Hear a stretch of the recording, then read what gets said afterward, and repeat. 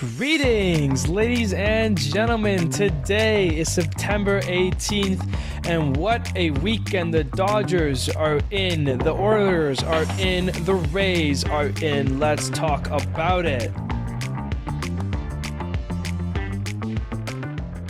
Hello, everybody. My name is Steven. This is the middle of the order, and I hope you all had a wonderful weekend. I know I did.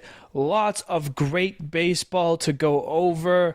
The football games yesterday were great. Just overall, a really great weekend for sports.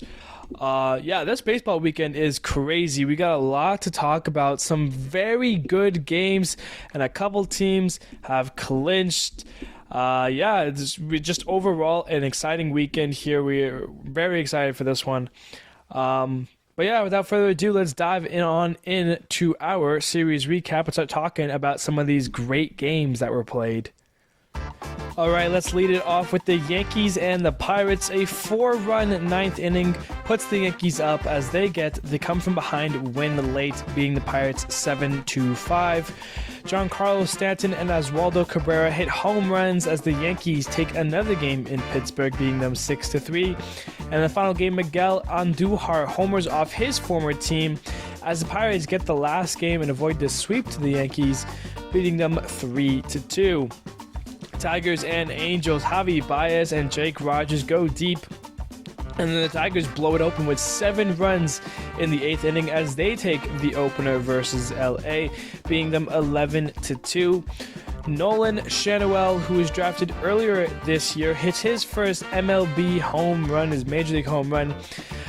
Down 3 in the 9th, the Angels would then hit 2 home runs from Jared Walsh and Brett Phillips and would tie the game up and send us to extras where Miguel Cabrera singles in a run for Detroit, and they hold the Angels from there. The Tigers get another win in extras, beating them 5-4.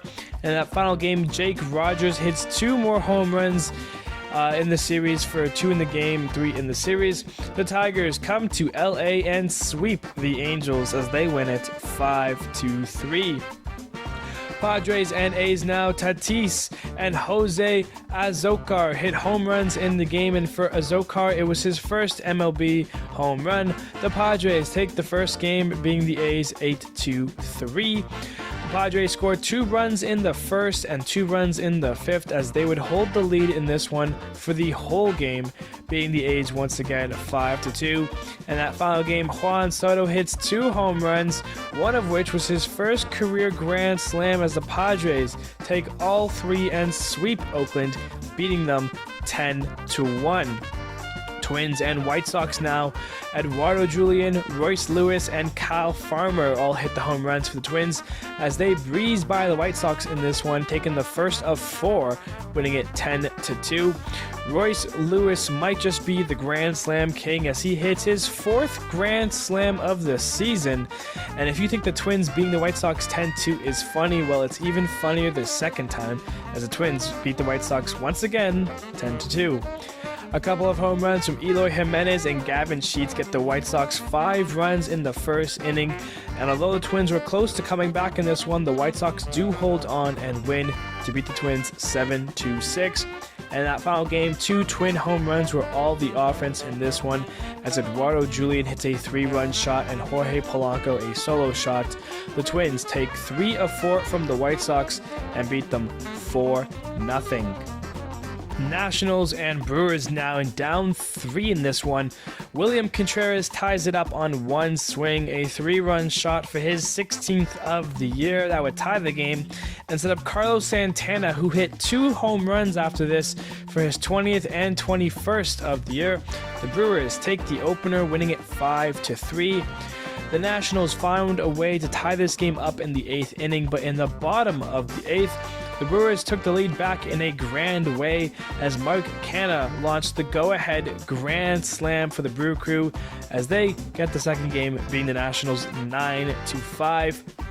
And then nothing exciting in this one, as we would be tied at 1 heading to extras, where in the 11th the Nationals took the lead with a sac fly from Joey Meneses, and then they held the Crew and win one to avoid the sweep to the Brewers, as the Nationals win it 2-1. Phillies and Cardinals now. Nick Castellanos launched a 3-run home run, and that would help the Phillies take the first game versus the Redbirds, beating them 5-4.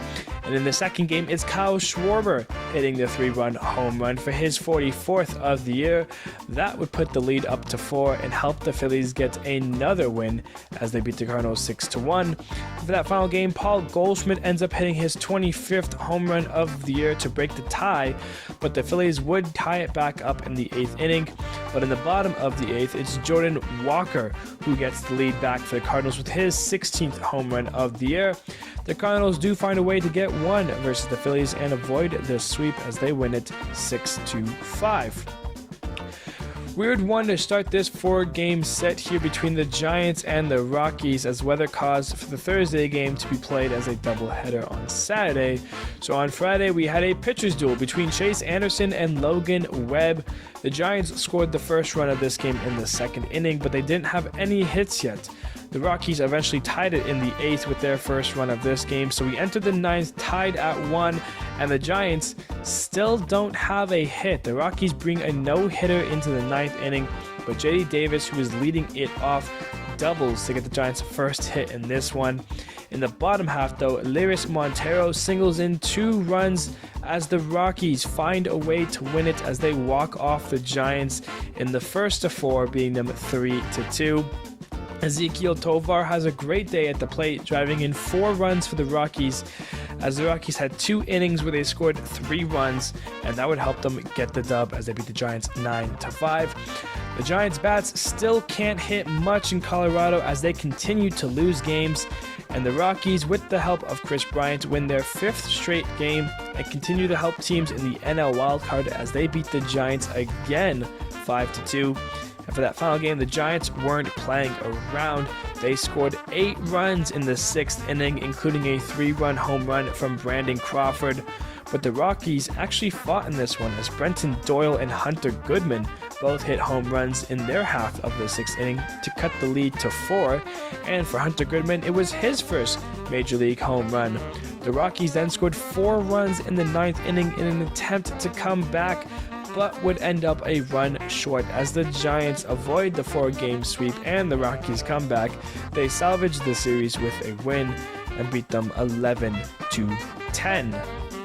We got the Reds, we got the Mets. Pete Alonso hits his 45th home run of the year, and so the Reds had to counter this with 2 home runs of their own from Spencer Steer and Jonathan India as the Reds get the opener versus the Mets, winning it 5-3. The difference in the second game came off the bat of Christian Encarnacion Strand for his 7th of the year, as that 2-run shot got the Reds the lead they would hold on to as they beat the Mets again 3-2. For that final day, Bartolo Colon retires as a Met on this special day in Queens, and in the game, Danny Vogelbach has a bases-clearing double that opened this game up in the 7th inning as the Mets avoid the sweep and win it on Colon's day. They take it 8-4. Braves and Marlins now. Luis Arias hits 2 homers in the game, and a big 5-run 7th inning was the difference for the Marlins, who take the opener versus the Braves, winning it 9-6. Luis Arias, Yuli Gurriel, and Jake Berger all homer as they counter the Braves' home run parade, as the Braves got home runs from Ozzie Albies, Austin Riley, Michael Harris, and Matt Olson, who hit his 52nd of the year and is now the new Braves single-season home run leader. But then Jazz Chisholm in the 8th inning hit a grand slam for his 17th of the year as the Marlins would take another game versus the division winners, beating them 11-5. And if I had a nickel for every time the same player hit a grand slam on back-to-back games, well, I would only have 2 nickels, which isn't a lot, but it's weird that it happened twice, as Jazz Chisholm joins Royce Lewis in hitting another grand slam in back-to-back games to help Miami jump to an early lead, and that lead only grew in this one as Jorge Soler is back and healthy and hitting bombs as he crushed his 36th of the year. Jake Berger and Nick Fortes also goes deep as the Miami Marlins sweep the division winners in the Braves, beating them in blowout fashion 16-2. Astros and Royals now. Nelson Velasquez, Bobby Witt Jr., and Michael Massey all go deep for the Royals, who upset the Astros and beat them 4-2. Logan Porter hits his first career Major League home run to secure the win for the Royals, who once again beat the Astros, who have now lost back-to-back series against the two 100-loss teams in the A's and the Royals, as they lose 10-8. And for that final game, Jake Meyers and Yordan Alvarez go deep for the Astros as Framber Valdez throws a gem to keep the Royals down in this one, as they avoid the sweep but leave room on the table for the Rangers and Mariners to strike. The Astros win it 7-1. But first, we have the Red Sox and the Blue Jays, and the Blue Jays need to right that ship, and they need to do it quick. And a great start from Jose Barrios and a 3-run home run from Vladdy will help start that process as the Jays take the opener versus Boston, winning it 3-0. Rafael Devers hits a 2-run shot and Vladdy hits a solo shot. So the Red Sox are up 1 in this game as we enter the 9th inning. And down to the last out, Dalton Varsho hits a triple to tie the game and send it to extras, where after neither of them scored in the 10th or 11th, they both score in the 12th. So into the 13th we would go, and after holding Boston, Whit Merrifield gets the infield single that scores Vladdy to walk it off. The Red Sox lose again. The Jays take this one in walk-off fashion, 4-3. For that final game, Varsho goes deep. And then we have some reverse deja vu as the Red Sox are down 1 in the 9th, down to their final out, and it's Rafael Devers comes up clutch and hits the game-tying home run to tie it. But in the bottom of the 9th, Matt Chapman comes through and hits a walk-off triple as the Jays get back-to-back walk-off wins versus the Red Sox and sweep them for 3 huge wins and maybe get some magic back as they win 3-2.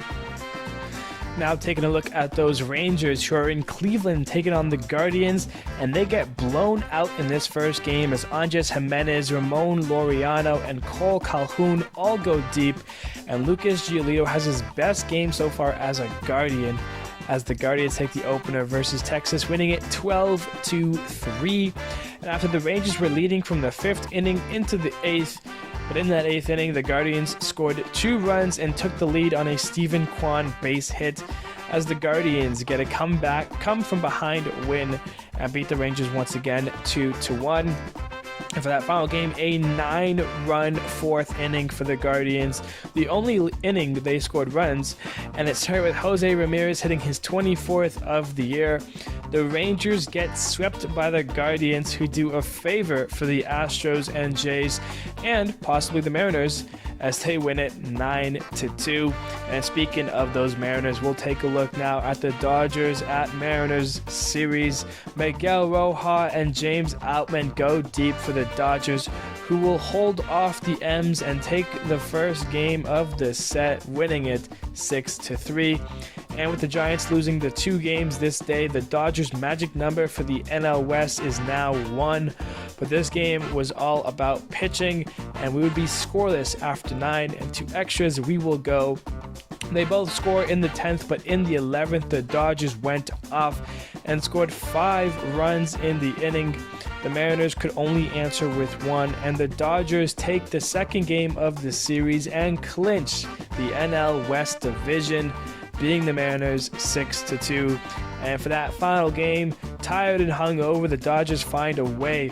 Jason Hayward, Austin Barnes, and James Outman all go deep, and the Dodgers do a huge favor for the Astros and the Jays and sweep the Mariners, beating them 6-1. Cubs and D-backs now, a matchup between the 2nd and 3rd seed in that NL wild card.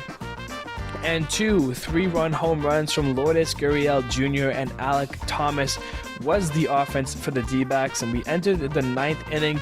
The D-backs up 6, and we all thought it was over, but the Cubs gave one last push and had 3 home runs from Ian Happ, Seiya Suzuki, and Christopher Morel, but in the end do come up short as Diamondbacks take the opener, winning it 6-4.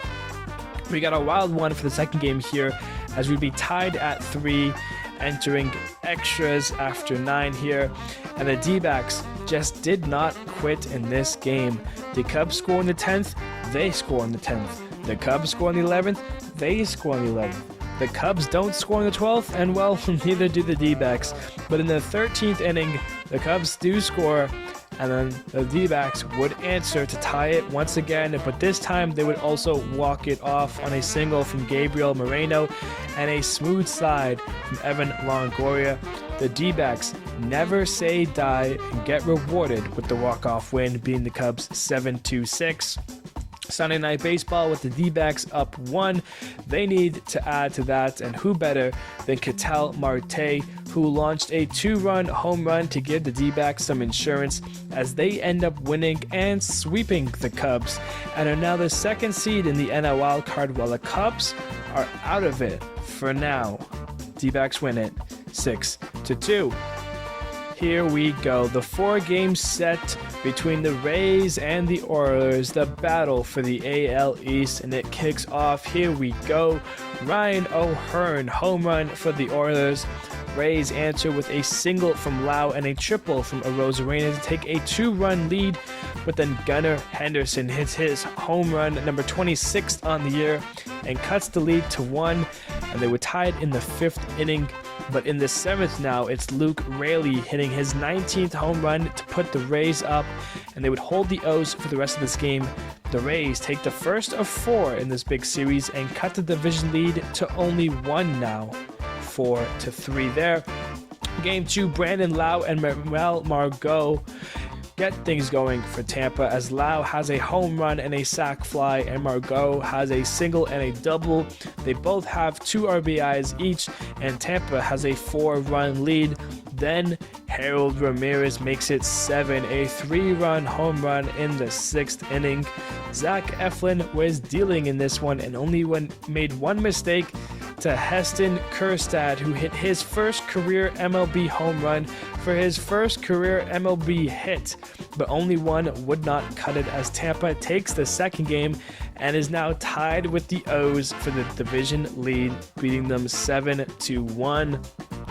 The Orioles' young future ace, Grayson Rodriguez, threw the best game of his young career in the most important game he's probably played.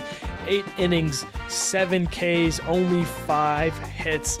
Meanwhile, Gunnar Henderson hits his second home run of the series, and the Orioles kind of run away with it for Game 3. They win it and secure the tiebreaker versus Tampa if they finish the series tied, 8-0 Baltimore. Final game, Brandon Lau, Tristan Gray, and Christian Bethancourt all homer for Tampa. And for Tristan Gray, like Kjerstad, it was his first career MLB home run on his first career MLB hit. Adley Rutschman goes deep in the 8th inning to make it a 1-run game. And while we entered the 9th inning, Texas had lost that 3rd game to the Guardians. And with that loss, both the Orioles and the Rays clinched postseason spots. But hey, they still had a game to finish, and with the Orioles down to their final strike, would get a big hit from Adam Frazier, who would tie the game up on a double down the line. And at the very last possible chance for the Orioles there, we would enter extras, and the Rays scored a run, and again Baltimore was down to their final out when Adley delivered with a single up the middle to keep it tied, and into the 11th inning now, where after holding Tampa, it was Cedric Mullins hitting the sac fly that would win the game for Baltimore as they walk off Tampa and split the 4-game set 2 each. Baltimore comes away with the same lead they started with this series, as well as that tiebreaker, as they win it 5-4.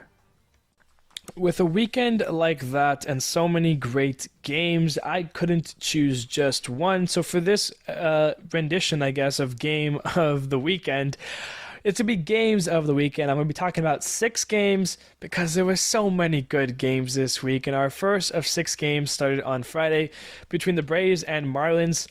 Luis Arias leadoff home run, his 8th of the year. 2 more Marlin runs for the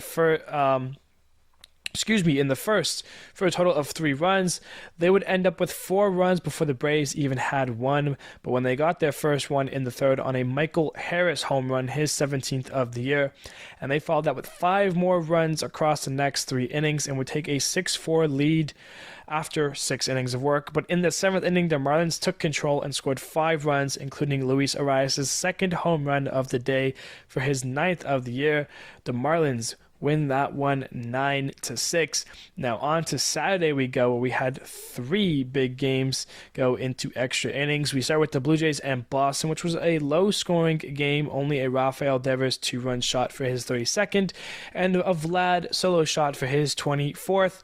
The Jays were down to their final out in the game before Varsho hit a triple to tie the game up and send it to extras, where no runs were scored until the 12th by both teams. So in the 13th, Whit Merrifield walked it off on an infield single. That got the Jays the win 4-3. Now to the Cubs and D-backs, where the score was 3-3 after 9 and needed extras. Both teams scored in the 10th, 11th, but not the 12th. So in the 13th, the Cubs took the lead once again, and after the D-backs kept matching everything the Cubs did, tied it back up one last time before finally winning it on a single from Moreno. It was a beautiful slide from Evan Longoria to beat the tag and win the game for the for the Diamondbacks, as the Diamondbacks never said die. They kept fighting and kept crawling. They win it 7-6 there. And the last game on Saturday for that game of the week was Dodgers. They had, earlier in the day, the magic number was reduced to 1 with those Giants losses, so the win would mean the division. After 9 scoreless innings of work, we were tied and entered the 10th, where both teams scored a run, sending us to 11th, where the Dodgers scored 5 runs in the inning and won that game to clinch the division as they beat the Mariners 6-2. And finally, we had the Sunday, where there's the last 2 games here. We're going again to the Jays and Red Sox. It's another low-scoring game, not much happening. Jays a 2-run lead after a Dalton Varsho home run for his 17th of the year. In the 9th inning, it's the Red Sox down to their final out. Devers hits his 33rd of the year, ties it, but not for long, as with Biggio on first, Matt Chapman doubled to center. Biggio scores from first. Jays win another walk-off on back-to-back days, get the sweep. They win it 3-2.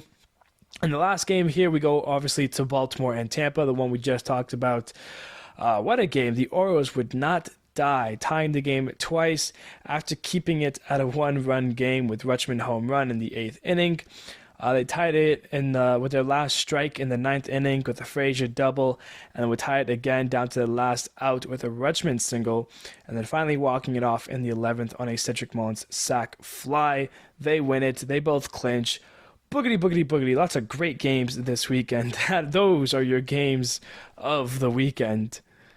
All right, now let's start by diving on into that battle of the AL East, taking a closer look at those 4 games between the Rays and the Oilers.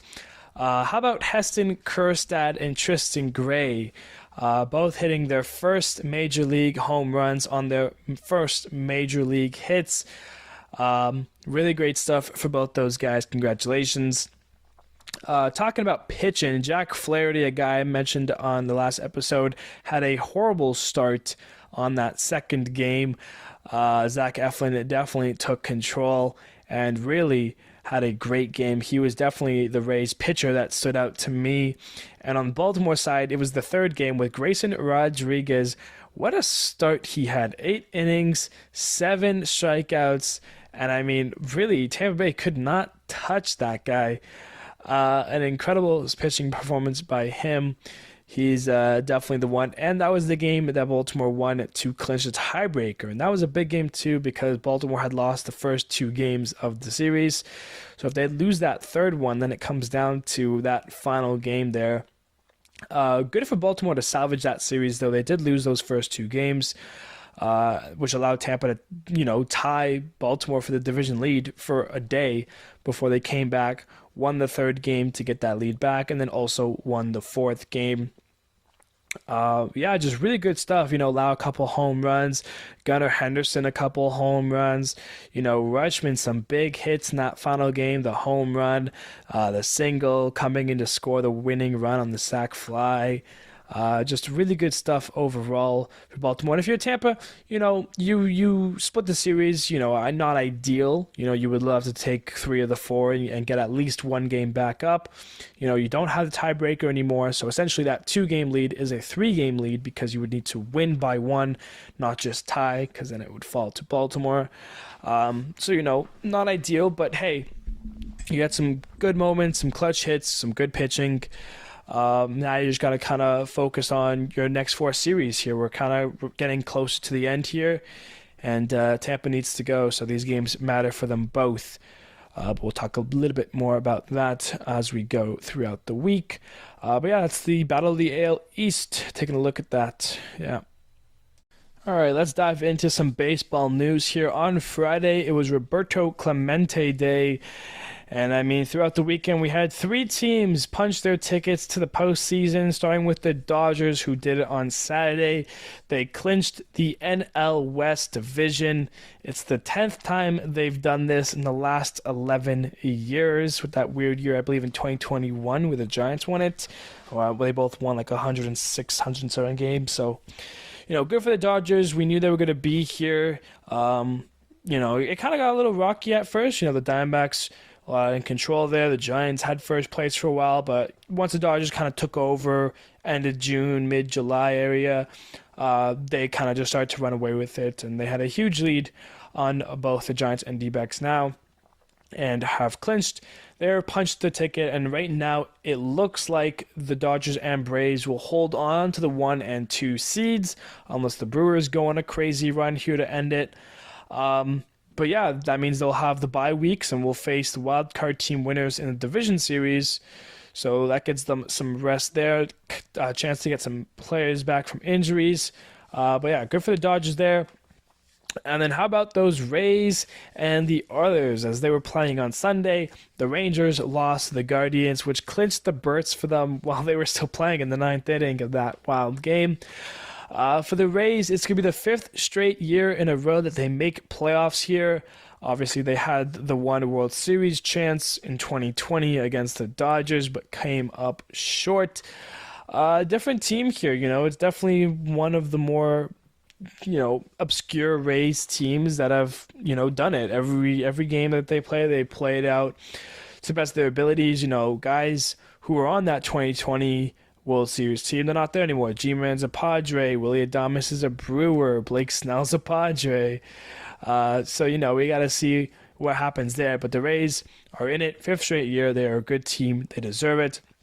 Baltimore, though, well, they have not been in it. They have not been in it since 2016 when they played a wild card game in Toronto against the Blue Jays, where Edwin Encarnacion walked it off in the 11th inning. That's the last time Baltimore has tasted playoffs, but they will be back in a postseason, whether they are in a bye week and playing in the division series, or if they end up dropping the division to Tampa and playing a wild card series, they will play some postseason games. Let me tell you, they will have a completely different roster. I don't think one guy on that 2016 team is still around, and frankly so. It's been almost 7 years. So congrats to Baltimore, congrats to Tampa, and congrats to the Dodgers. You guys are in the dance. And speaking of that dance, the Angels and the Nationals are both officially mathematically eliminated from postseason. They will both miss it. Angels missing it again, Nationals missing it again. These are teams that, the Angels people thought were going to be good, but they weren't, and they are both mathematically eliminated from playoff contention this year. So we say adios to those two as they become irrelevant. And it would only make sense that the Angels would be eliminated if it wasn't because of Ohtani. The same day that the Angels got eliminated, Ohtani was placed on the 10-day IL.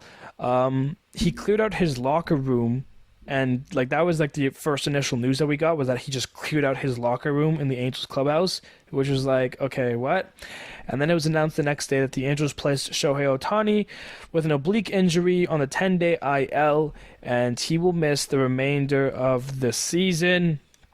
He's expected to have some sort of surgery, whether it's Tommy John or another UCL-related procedure, we're not sure of. But Ohtani will officially be done from the 2023 campaign. What a season he had, though.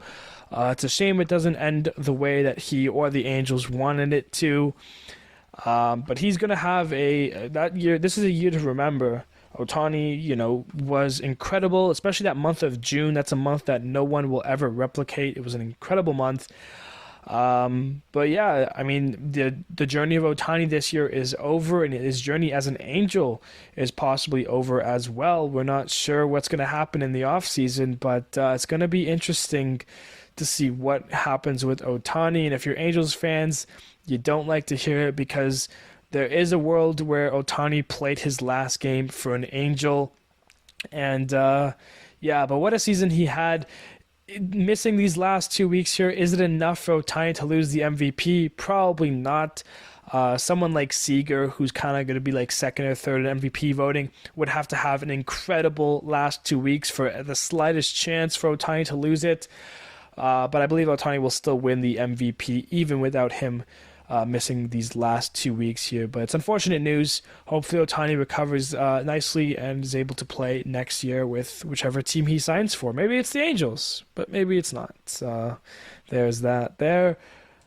So the last bit here of baseball news to go over, and it's going to be a little bit of, good news and bad news. Starting with the good news, Matt Olson, congrats to him, breaking the Braves' single-season home run record with his 52, passing Jones. Olson's had a crazy year, now at 52 home runs in a week to go. 2 weeks to go. Is there a world where Matt Olson hits the 60? Who knows? I don't think so, but could you imagine? Judge does it last year, Olson does it this year. What a season Olson's had. And if it wasn't for guys like his fellow teammate Ronald Acuna Jr. and Mookie Betts on the Dodgers, I think Matt Olson could be an MVP, and I think he should get it over Freeman as of right now. I think his season has been incredible. Moving on to now the sadder news, Anthony Misiewicz, a New York Yankees pitcher, on Friday was hit by a line drive while he was pitching. There was a lot of blood if you saw the video, so it is a little bit graphic. If you're interested, check it out, but if you're faint of the heart, I would not recommend it. He did stand up on his own and left on a cart. So we're hoping for the best for Misiewicz. Hopefully he's able to recover, but I'm sure he's going to be out for the rest of this year. And just mentioning that real quick as well. So all the best to him. Now let's take a look at our outstanding performances from the weekend, starting with Jose Barrios. 7 innings pitched, 5 hits, no earned runs, no walks, 8 Ks. Lucas Giolito, this is the Lucas Giolito I know and love. 7 innings pitched, 2 hits, no earned runs, 1 walk, 12 Ks. Zach Eflin, 7 innings pitched, 1 hit, 1 earned run, no walks, 8 Ks. Chase Anderson, remember that name? 7 innings pitched, no hits, 1 earned run, 5 walks, 7 Ks for the Rockies there. Logan Webb, 8 innings pitched, 4 hits, 1 earned run, no walks, 6 Ks. How about Chris Sale? 6 innings pitched, 2 hits, 1 earned run, 2 walks, 10 Ks. Here's a name you've never heard before, Sawyer Gibson Long with your Tigers. 5 innings pitched, which is not a lot, 2 hits, 1 earned run, 3 walks, and 11 Ks. If this guy could be a stud for the Tigers going forward. Jesus Luzardo, 6 innings pitched, 4 hits, no earned runs, 2 walks, 8 Ks.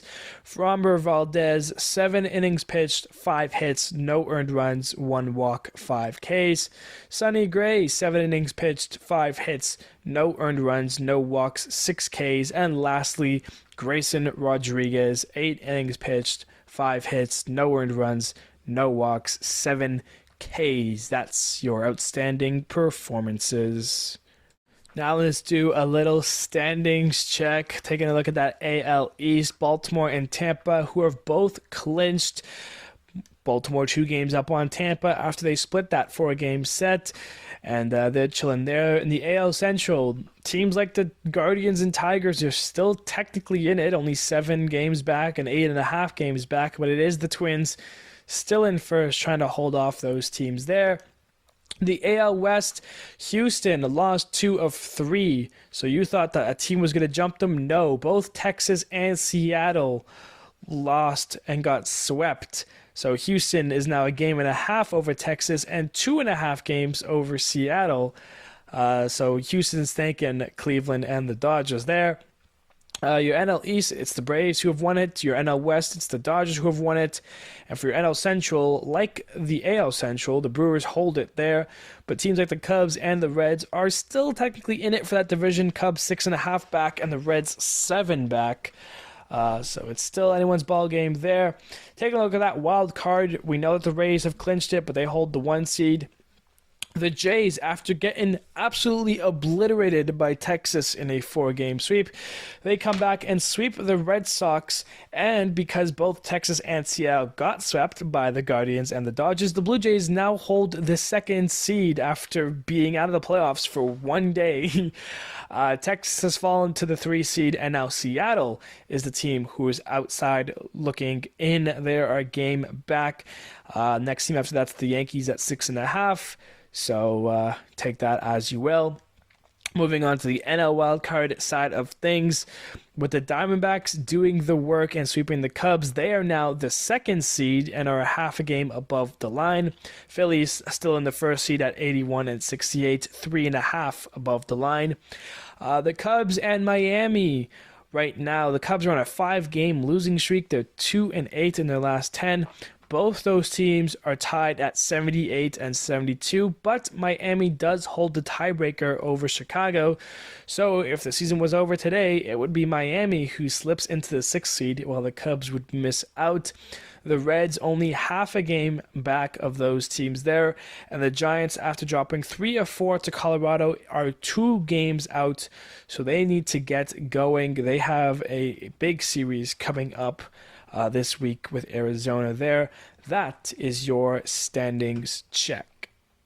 Taking a quick look now at some magic numbers. The Twins' magic number for the AL Central to clinch that division is 6. Baltimore, now with a 2-game lead over Tampa, their magic number is 11 for the AL East. The Astros, with a game and a half over Texas, their magic number is 12.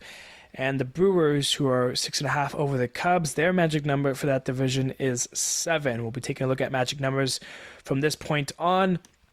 And with I believe next week, after the Diamondbacks and Giants play, and then the Brewers and Marlins play, I think we'll have the tiebreakers for the NL wild card all kind of sorted or at least they'll all be there, and we'll know who has the tiebreaker over who, and we'll have to sort through that. So we'll take a look at that maybe next week. But that is a quick little magic numbers thing. We'll be bringing that along each episode as we end off the year here. Now, finally, we have our upcoming series for this week. We start with the White Sox at the Nationals, Guardians at Royals, Rockies at Padres, Tigers at Dodgers, Brewers at Cardinals, Pirates at Cubs, Mets at Marlins, Phillies at Braves. That's kind of a fun one there. Angels at Rays, Twins at Reds, Mariners at A's, a good chance for the Mariners to right their ship, Red Sox at Rangers, Blue Jays at Yankees, Giants at D-backs, and then Orioles at Astros. Circle that series. A battle between first in the AL East versus first in the AL West. That's sure to be a very fun and exciting matchup.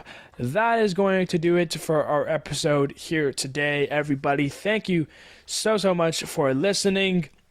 We've got 2 weeks left of baseball, 11 to 13 games for some teams, 4 series remaining. We're in the final stretch of things. 4 teams have clinched their spots into playoffs, which means we still have 8 to go.